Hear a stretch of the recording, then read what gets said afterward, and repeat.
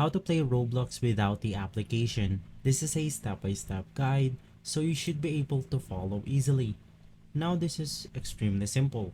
All you have to do is to open up your browser right here, and once inside your browser, you can just go ahead and type Roblox right here. You want to go ahead and open up the official website, which is roblox.com, and once inside, you will then be presented with this window right here. You want to go ahead and click on the continue in browser button, and you want to go ahead and log in your account. And after logging in your account, as you can go ahead and see inside the browser, we can go ahead and edit our avatar, edit out our profile, and more. But to go ahead and view the entire version of Roblox, you can just go ahead and click on this button right here, and right after, you can just go ahead and select request desktop website.